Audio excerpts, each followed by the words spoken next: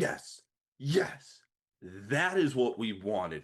And the best part is no Cole. Woo! Yeah, baby!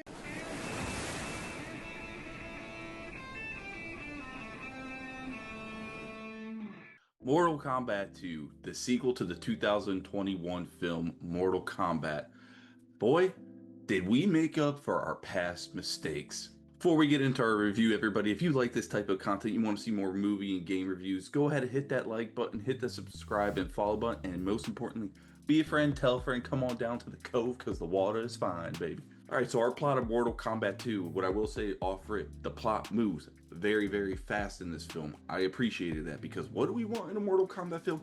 We were here for the fights, baby. So the plot is basically Shao Kahn is trying to take over all the other realms. We start off in, I can't remember what the name of the kingdom is, but it is where Princess Katana's family rules. And their first fight is Katana's father and Shao Kahn. And the fights in this movie, so much better than the fights in the first one. They're bloody, they're crazy. Everybody has their abilities for the most part in this film. So that was nice to see it. I kind of felt like you were actually watching somebody play the video game in the fight, so that was pretty cool. They introduced stage fatalities once we get to the tournament sections. So much fun throughout the film. I like that they picked Katana to be the main focus in the story. I think Katana's a very good character in the Mortal Kombat series. She's one of my favorite characters. I mean, the actress that played her too, she did all right. The acting in this movie isn't great, but I mean, come on, guys. What do you expect? You're in a movie where the whole premise of the universe is fighting and killing people to stay alive, pretty much. Shouldn't be expecting Oscar-worthy stuff here. Carl Urban is Johnny Cage. I liked the pick when I found out. I will say, I did have some issue with them making Johnny Cage old. In this movie, Johnny Cage is not young. He's not, a rising movie star. In this movie, he's old. He's kind of burnt out. Nobody really is a fan of him anymore. So from that aspect, I did not like it because it looks like in some of the fight scenes with Johnny Cage, you can tell that it's Carl Urban, I think, that was doing some of the stunt work in this, and his age really catches up with him, especially his fight scene with Baraka. It looks very slow. It looks a little bad at times, I'll be honest.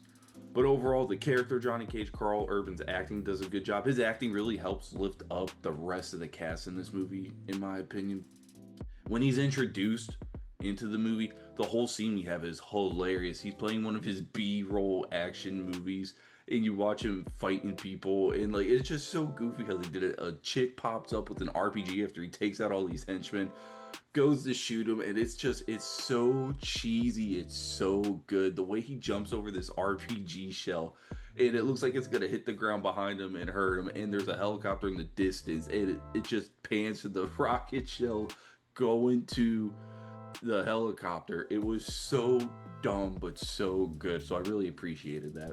Big, big, big plus to the studios for listening to the fans and actually paying attention to the backlash. Cole in this movie, nowhere near the screen time he gets in the first one. He is not our main character. Thank you, thank you, thank you. Because if you watch my Mortal Kombat 1 review, me saying Cole sucked is very prominent, and it's true. Cole sucks as a character. Cole in this movie sucks. Not a fan of Cole. Even when he first pops up on the screen in this film to say his first line of dialogue, I just wanted to yell, "Screw you, Cole, shut the F up," while I was in theater. I hate his character that much. He is worthless to the franchise. Gotta say though, his fight with Shao Kahn in this movie is cool, and boy, what happens to Cole in the fight, everybody? If you're like me and you can't stand the character, boy, do we get justice because it is great. And what Shao Kahn does to that man is just straight disrespectful to the utmost degree. And it was fantastic. So yeah, going back to the plot, I did say it moves very quickly. We start off and we start moving into an actual Mortal Kombat tournament. We're not just hinting at it. We're not getting tattoos on us for beating somebody to get placed in the tournament. No. Shao Kahn is trying to take over all the other realms. If he defeats all of Earthrealm's warriors, he gets to claim authority over Earthrealm. So Raiden's trying to get all of his champions together. And this movie introduces a lot of characters, which good, because Mortal Kombat has a lot of characters. You get to see Sindel, Katana, Shao Kahn, Jade, Liu Kang, Kung Lao, Kano, who's also fantastic in this movie. Him and Carl Urban are the two best characters in this franchise. Kano's probably the best character in this franchise. Just the guy's quick wit, comebacks, smart remarks are fantastic throughout the film. He lays into Quan Chi quite a bit, and his jokes are hilarious. There's like a joke in there he makes about him like looking like Voldemort's nutsack. Just had me and my theater rolling. He does such a great job in this film. Other characters you get to see in the film, Baraka's in this film. Baraka, this is probably the best looking Baraka we've seen in a Mortal Kombat film. But I will say, with an added caveat, the voice they did for Baraka, not a fan at all. I was hoping to hear more of like the animalistic, like the growls and the stuff that we kind of got from the Mortal Kombat 1 game. I also like what they did with Baraka's character. It's just not some evil dude that goes around trying to rip heads off and, you know, slice and dice people up. You could tell that, like, he's trying to be a good ruler for his people. People come to him, and, like, you can tell he's got compassion for people, and it's just really that his people are suffering from the disease. Can't remember the name off the top of my head. I know I'll mispronounce it, but you all know what I'm talking about. So, the main thing that everybody came to watch the movie for, the fights. One word, glorious, for the most part. There are maybe one or two fights in this movie where it's just like, wasn't really feeling it. They could have done better. But for the most part, they were awesome. The Liu Kang Kung Lao fight in this movie, holy cow, everybody. The sets they brought to the movie, too, they look like actual sets from the games. And the Kung Lao and Liu Kang fight might be one of the most prettiest and amazing fight sequences I've seen in a fighting movie. It is that good. It looks like they're pulling moves straight out of the video game. Liu Kang trying to dodge Kung Lao's hat while fighting. Everything they did in this scene was fantastic. Like, I was in awe watching this scene. Some other fights that are really good. Shao Kahn, Liu Kang, awesome. Liu Kang showing off his dragons. Shao Kahn's using his abilities. Really good. Some fights that, in my opinion, weren't really it. Kind of meh to the sucky tier. Sonya versus Sindel's fight had the chance to be very cool because the stage they're in, there's a bunch of spikes coming up. It's the little spike pit you've all seen before. And there's spikes coming up through the floor. They're trying to dodge these spikes while attacking each other. And Sindel in this scene, it looks like somebody took a controller in the game and is just spamming her screen move. You know how people spam Scorpions like teleport and the get over here move?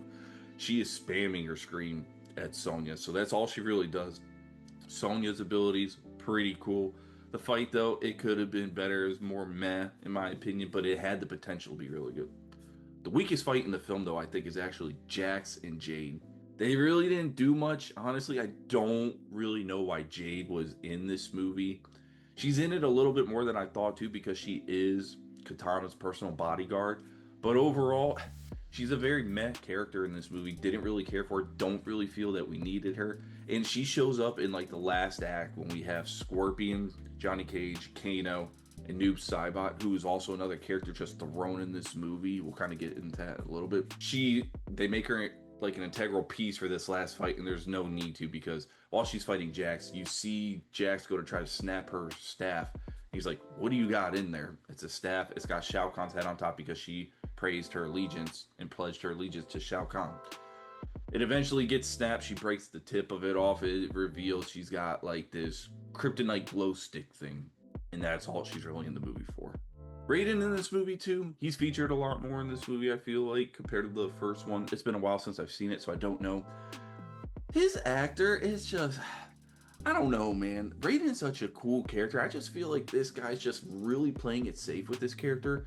There's a scene before Liu Kang and Kung Lao get in a fight where Kung Lao invades the temple because Quan Chi resurrects him, but he doesn't come back as a revenant. Yeah, Quan Chi just like brings people back to life in this movie. It's kind of, they break some lore, I feel like. There's some stuff that doesn't really make sense, but it's okay. Hey, it's a Mortal Kombat movie. I'm here for the fun. It was fun. So Kung Lao invades the temple. He throws his hat, slits Raiden's throat. They try to kill Raiden.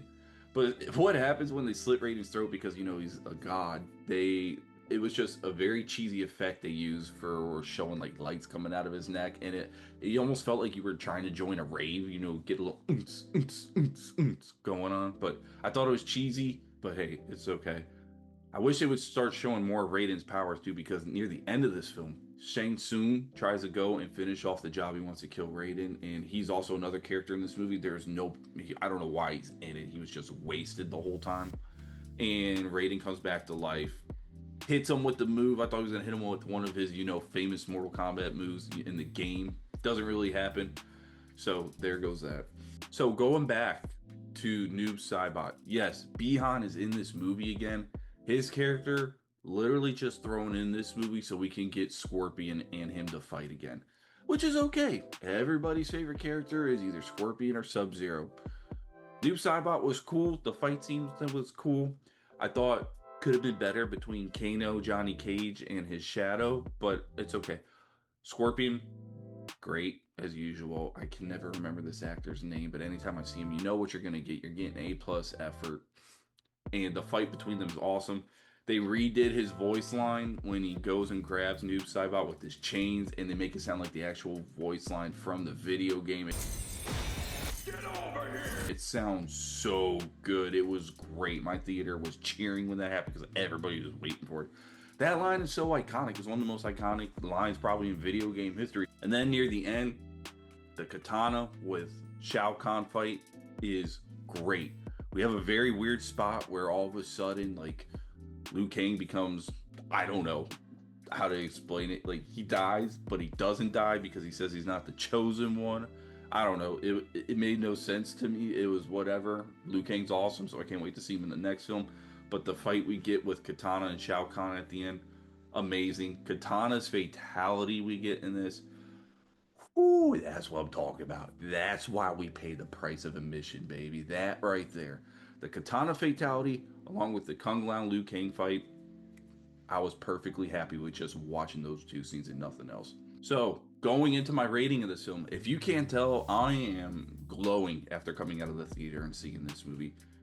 Very hesitant because the first one I was very excited for and it let me down. Mainly because, Cole sucks. Hated his character. What he does to Goro, stupid. This movie, much better. They fixed the flaws from the first one. Fights were awesome. Set pieces, great looking for the most part. There is some green screen and some where you're like, eh. Overall, though, great. Liu Kang Kung Lao, Katana's fight with Shao Kahn, awesome. Just great. So much fun in theater. Dialogue and acting, not great. What do you expect? I mean, there is parts in this movie where the dialogue's a little cringy, and you're like, eee. Can we get somebody that's not, a middle school writer to come up with some of this dialogue? Because that's what it sounds like at parts, but it's all right. You can deal with it because this movie makes up for a lot of other deficiencies that it has. Some of the fights were meh, not good. First one that comes to mind that wasn't good was definitely Jaden Jax. That fight felt eh.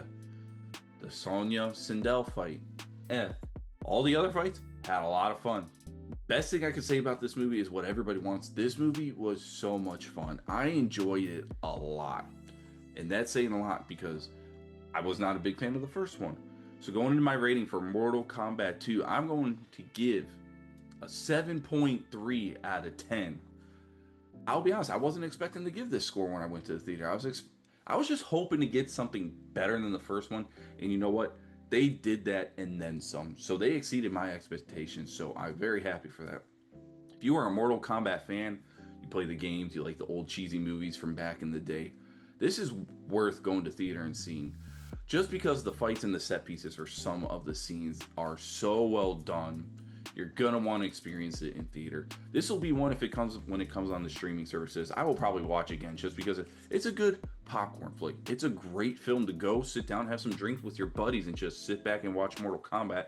And then go log on the game and go spam the teleport button with Scorpion. So yeah, go see it. It is a fun time. You'll enjoy it. Thank you to everybody for tuning into this episode. We got more content coming your way. Next up on the list, it's going to be my Daredevil Born Again Season 2 review with special guest Radio Slay. Tune in. You're not going to want to miss. Everybody, have a great day.